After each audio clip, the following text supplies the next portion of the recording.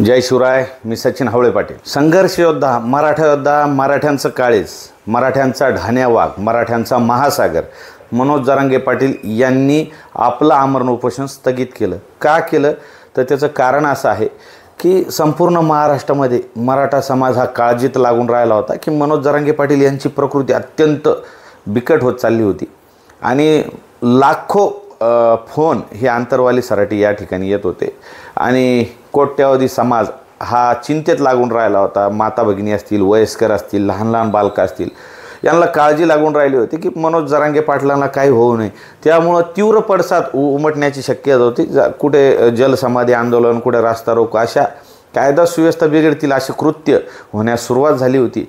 संपूर्ण महाराष्ट्राचा आढावा मनोज जरांगे पाटील यांनी घेतला आणि काल बरेच समाज बांधव त्या ठिकाणी आले आणि त्यांनी एकच टाहो फोडला, दादा तुम्ही उपचार तरी घ्या किंवा पाणी तरी प्या, पण जर तुम्ही नसले तर आम्हाला आरक्षण नको, आम्हाला आरक्षणही पाहिजे आणि तुम्हीही पाहिजे, आणि जर तुम्ही नसले तर त्या आरक्षणाची आम्हाला गरज नाही, तुम्ही तात्काळ उपोषण सोडा. असे लाखो समाज बांधवांकडूच्या भावना ह्या जाणून घेण्यात आल्या. त्या दादांना सांगण्यात आल्या.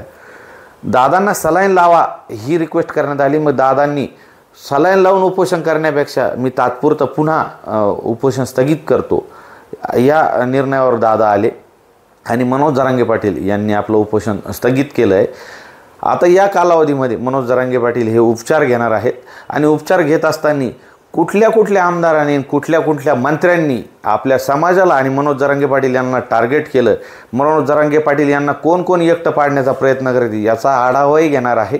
विधानसभेचाही मनोज जरांगे पाटील आढावा घेतील आणि पश्चिम महाराष्ट्राचा जो दौरा आयोजित केलेला आहे 7 ऑगस्ट ते 13 ऑगस्ट, यामध्ये 7 ऑगस्टला मनोज जरांगे पाटील सोलापूर या ठिकाणी, 8 ऑगस्टला सांगली, 9 ऑगस्टला कोल्हापूर, 10 ऑगस्टला सातारा, 11 ऑगस्टला पुणे, 12 ऑगस्टला अहमदनगर आणि 13 ऑगस्टला नाशिकच्या दौऱ्यावर येणार आहे.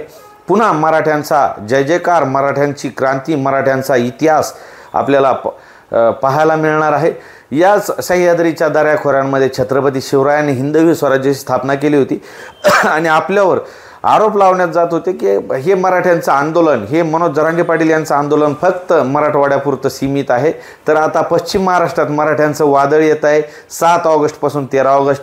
मी तमाम सर्व समाज बांधवांना विनंती करतो, लाखोंच्या संख्येने लेकरा बाळांसह, माता भगिनींसह, वयोवृद्धांसह, सगळे सोयऱ्यांसह, मित्रपरिवारासह आणि 18 पगड जातीच्या समाज बांधवांसह आपल्याला लाखोंच्या संख्येने यायचं आहे.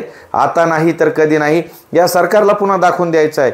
मराठवाडा सरकारने बघितला, आता पश्चिम महाराष्ट्र दाखवण्याची वेळ आलेली आहे. मनोज जरांगे पाटील यांनी सर्व समाजाच्या भावना जाणून घेतल्याबद्दल त्यांना नतमस्तक होतो.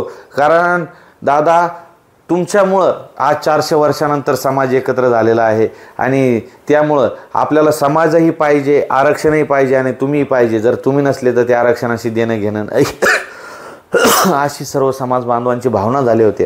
माता भगिनी टाहो फोडायला लागले होते, समाज बांधव रस्त्यावर उतरायला लागले होते.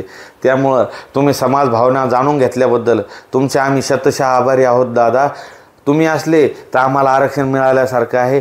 घेऊ आरक्षण, यांच्या छाताडावर बसून तुम्ही आम्हाला मिळवूनच देणार आहे, पण तुम्ही ठणठणीत होणे जरुरी आहे. तुम्ही आता प्रकृती सुधारा आणि पुन्हा त्याच जोशात आपण पुन्हा पश्चिम महाराष्ट्राच्या दौऱ्यावर या दादा, एवढीच विनंती करतो. तमाम सर्व समाज बांधवांना विनंती करतो, हा व्हिडिओ प्रचंड शेअर करा आणि चॅनल सबस्क्राईब केलं नसेल तर करून घ्या. पुढील अपडेट देतो. तुर्तास थांबतो. जय शिवराय.